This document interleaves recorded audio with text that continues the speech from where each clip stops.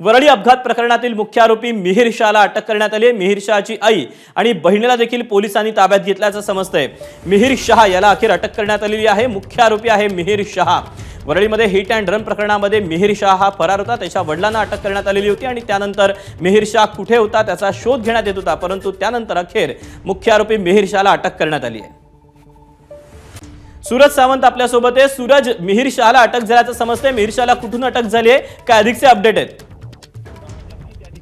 या Worli hit and run प्रकरणातील जो मुख्य आरोपी आहे मिहिर शहा याला मुंबईच्या आसपास परिसरातून ताब्यात घेण्यात आलेला आहे। त्याला अटक करण्यात आलेली आहे। याचबरोबर त्याची आई आणि बहीण यांना देखील पोलिसांनी ताब्यात घेतलेलं आहे। या संपूर्ण प्रकरणात एकूण आरोपीला 12 जणांनी त्याला पळून जाण्यासाठी मदत केल्याची माहिती समोर आल्यानंतर पोलिसांनी त्या 12 जणांना देखील ताब्यात घेतलेलं आहे। या संपूर्ण प्रकरणात यापूर्वी 2 जणांना पोलिसांनी अटक करण्यात आली होती। त्यामध्ये त्याचे वडील राजेश शहा आणि राजू ऋषी सिंग याला देखील पोलिसांनी अटक केली होती।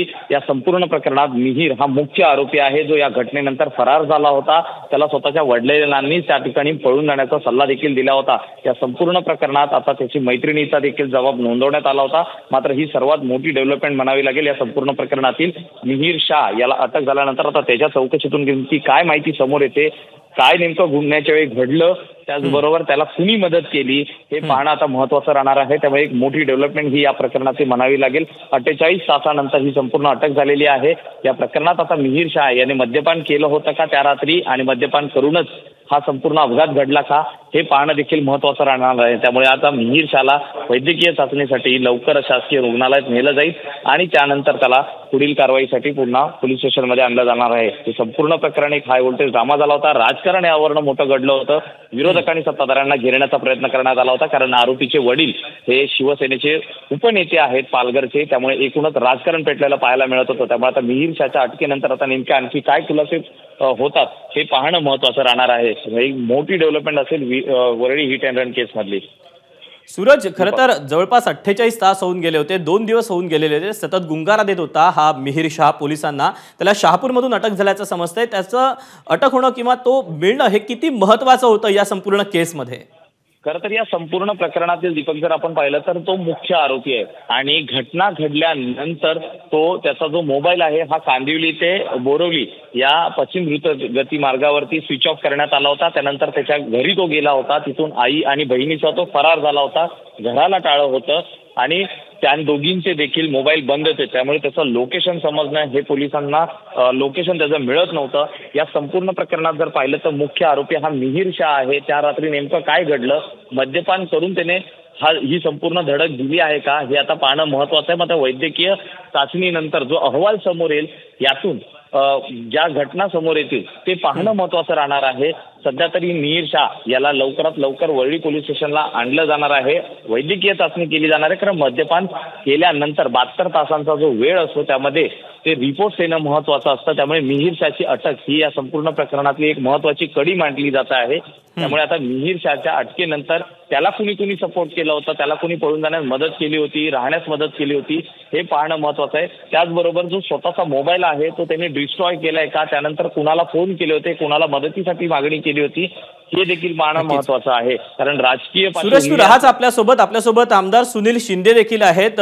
सुनीलजी, अखेर मिहिर शहाला अटक करण्यात आलेली आहे। शहापूर जवळून त्याला अटक करण्यात आल्याचं समजतंय। त्यामुळे अत्यंत महत्त्वपूर्ण असं हे पोलिसांचं जे कार्यवाही आहे ती या सगळ्या प्रकरणामध्ये पाहायला मिळते। काय आपली पहिली प्रतिक्रिया? त्या गोष्टीचं समाधान आहे की तो मुख्य आरोपी मिळाला। मुख्य आरोपी मिळालेला आहे, परंतु आता जे काही पुण्याच्या केसेसमध्ये जे चार्जेस जे गुन्हे स्पष्ट झाले त्याच्या विरोधात जे काही चार्जेस लावले गेलेले आहेत त्या पद्धतीचाच हा गुन्हा आहे। त्याच्यामुळे पद्धतीचे सगळे चार्जेस यांच्यावरती लावावे, सगळे चार्जेस ते लावले गेले पाहिजे आणि अधिक कडक अशा तऱ्हेने या ठिकाणी शिक्षा होईल त्या दृष्टीने पोलिसांनी पुढची कारवाई केली पाहिजे। पण या संपूर्ण प्रकरणामध्ये केवळ एकटा मिहिर शहाच नाही तर त्याचे वडील देखील असतील, त्यासोबतच एकंदरीत 12 जण आहेत। त्या 12 जणांनी देखील पुण्याच्या केसमध्ये ज्या पद्धतीने तपास यंत्रणा, ज्या पद्धतीने मदत करणारे अरेस्ट केले गेले, मग घरातले असेल, बाहेरचे असतील, इतर कोण मंडळी शासनातील त्या पोलीस खात्यातील काही मंडळी असतील, हॉस्पिटलच्या संबंधित काही मंडळी असतील, सगळ्यांवरती कारवाई केली गेलीच ना, त्या पद्धतीने याचा शोध व्हायला पाहिजे. पण सुनीलजी, आपण जी मागणी करताय त्याप्रमाणे जी काही सगळी कलमं असेल किंवा जी काही कायद्यानुसार असेल ती कारवाई केली जाईल, या सगळ्याचा पाठपुरावा आपल्याकडनं घेतला जाणार आहे नंतर? 100% आम्ही सतत लोकल पोलीस स्टेशनच्या या संदर्भाने संपर्कात आहोत. स्वतः आदित्य साहेब ठाकरे हे सातत्याने विचारणा करत असतात. मी स्वतः या बाबतीत आहे. आज सकाळी विधान परिषदेच्या सभागृहात देखील आम्ही विचारलं होतं की मुख्य आरोपी कधी सापडणार, तुम्ही त्यांच्या वडिलांना जामीन मंजूर झालाय, तो रद्द होण्याच्या दृष्टीने पुढच्या कोर्टात जाणार की नाही याचं आश्वासन घेतलेलं आम्ही सरकारकडून. याचा अर्थ तो पाठपुरावाच करतो आम्ही वेगवेगळ्या माध्यमातून. सुनीलजी, पण एकंदरीत 12 जणांना यामध्ये अटक करण्यात आलेली आहे, त्यामुळे केवळ पाहता हे वरवरचं प्रकरण नाहीये, ह्याच्यामध्ये अनेक धागेदोरे गुंतलेले असू शकतात, आपल्याला असा संशय आहे? नक्की हे दिसत तेवढं सोपं प्रकरण नाहीये. आणि शेवटी याच्यामध्ये पोलीस यंत्रणेने सर्वार्थाने सर्व निकष लावून या ठिकाणी तपास पूर्ण करून त्याच्यावरती त्याला ज्या या सगळ्या कलमांमध्ये ज्या शिक्षेची प्रोव्हिजन आहे ती व्हायला पाहिजे. आणि या माध्यमातून जनतेसमोर कुठेतरी मेसेज गेला पाहिजे की अशा तऱ्हेने चुकीचं केलं तर या ठिकाणी कायदा आपल्याला सोडणार नाही. कायदा हा सगळ्यांपेक्षा मोठा आहे. सुनीलजी, धन्यवाद आपल्या सविस्तर प्रतिक्रियेबद्दल. तेव्हा या घडीची सगळ्यात महत्त्वाची आणि मोठी बातमी, वरळी हिट अँड रन अपघातातील मुख्य आरोपी मिहिर शहाला शहापूरमधून पोलिसांनी अटक केलेली आहे. मिहिर शहासोबत त्याची आई आणि बहिणीला देखील पोलिसांनी ताब्यात घेतल्याचं समजतंय. या सगळ्या प्रकरणामध्ये जवळपास 12 जणांनी त्याला मदत केलेली होती पळून जाण्यासाठी आणि या सगळ्या 12 जणांना देखील पोलिसांनी अटक केलेली आहे. यानंतर त्याला आता पुढची जी सगळी प्रोसिजर आहे त्यानुसार वैद्यकीय चाचणीसाठी देखील घेऊन जाणार आहेत. वरळी हिट अँड रन प्रकरणामध्ये पोलिसांनी खरं तर त्याच्या वडिलांना अगोदर अटक केलेली होती, परंतु त्याच्या वडिलांनीच त्याला पळून जाण्याचा सल्ला दिला होता, अशी माहिती काही वेळापूर्वी आपल्या रिपोर्टमध्ये देखील आपल्याला दिलेली होती. आणि त्यानंतर आता ही महत्त्वपूर्ण अपडेट, मिहिर शहा वरळी अपघात प्रकरणातला मुख्य आरोपी, त्याला अटक करण्यात आली आहे.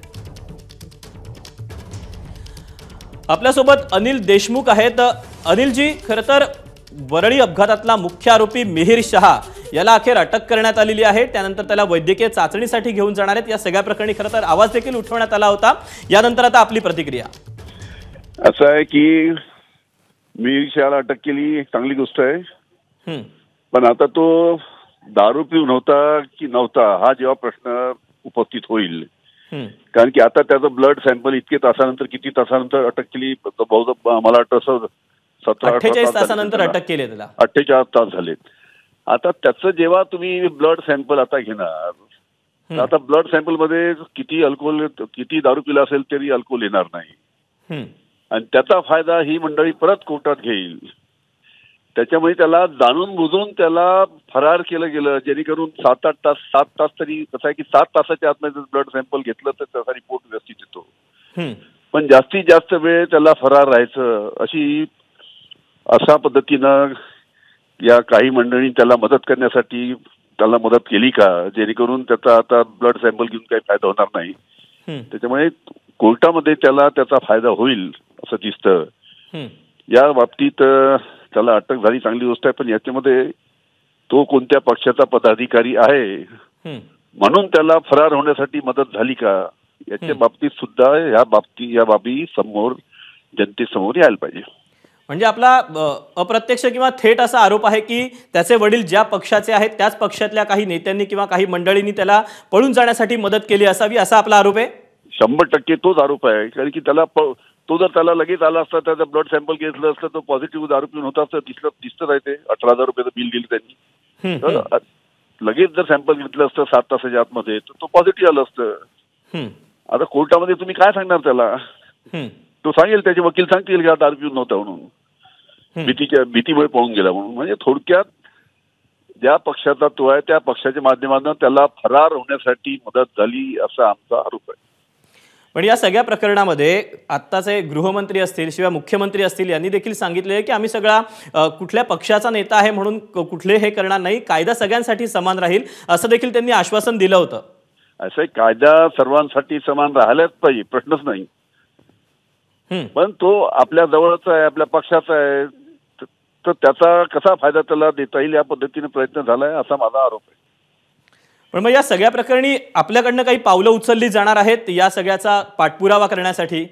अवश्य आम्ही हा प्रश्न परत विधानसभेत उपस्थित करू. आज सुद्धा मी उपस्थित केला होता, हा विधानसभेत उपस्थित करू. कारण की पुण्याच्या घटनेमध्ये काय झालं, पुण्याच्या घटनेमध्ये काय झालं, अशाच पद्धतीने ब्लड सॅम्पल बदललं गेलं.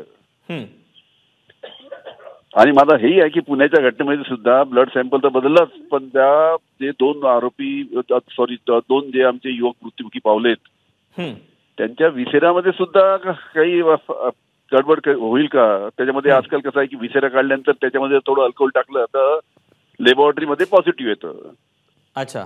तर तशा पद्धतीनं सुद्धा त्या ठिकाणी जर त्याला मदत करायची असेल पुण्याच्या घटनेमध्ये तशी सुद्धा मदत झाली आहे अशी माझी माहिती आहे. परंतु अनिलजी, आपण जो आरोप करताय त्यानुसार हा जो मिहिर शाह आहे तो ज्या बारमध्ये बसलेला होता त्या बाहेरचा सीसीटीव्ही फुटेज देखील समोर आलेला आहे. त्यासोबतच बार मालकानं देखील महत्त्वपूर्ण अशी साक्ष दिलेली आहे. त्यामुळे स्वाभाविकच काय नेमकं पुढे होतं हे पाहणं महत्त्वाचं असेल. तुर्तास धन्यवाद आपल्या या सगळ्या सविस्तर प्रतिक्रियेबद्दल. माजी गृहमंत्री अनिल देशमुख हे आता आपल्यासोबत होते. अशा पद्धतीची भाषा वापरण्याचं काम सत्ताधारी पक्ष करतो आणि त्याला कुठल्याही प्रकारचा आळा घातला जात नाही. मामले में मुख्य आरोपी है उसको अरेस्ट कर लिया गया है. लगभग 2 दिन से ज्यादा का वक्त लिया, अब जाकर अरेस्ट कर पा रही पुलिस. इसी का किसी दबाव की वजह से हुआ ये हिट एंड रन ये ऐसा मामला नहीं है, ये तो सीधा मर्डर का मामला है. क्योंकि और अगर आज आपने पढ़ा होगा और सीसीटीवी फुटेज आपने देखे होंगे तो 1-1.5 किलोमीटर वो नाखवा लेडी को, जो कावेरी नाखवा करके लेडी है, उसको वो गाड़ी से घसीटता हुआ लेके गया और उसके बाद में उसको उन्होंने निकाला और निकालने के बाद में उसके ऊपर फिर से उन्होंने गाड़ी चढ़ाई.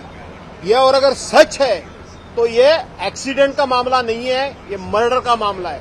और इतना बड़ा मर्डर का मामला होने के बाद में कम से कम 60 घंटे निकल चुके होते हैं और फिर भी वो आरोपी पकड़ा नहीं जाता.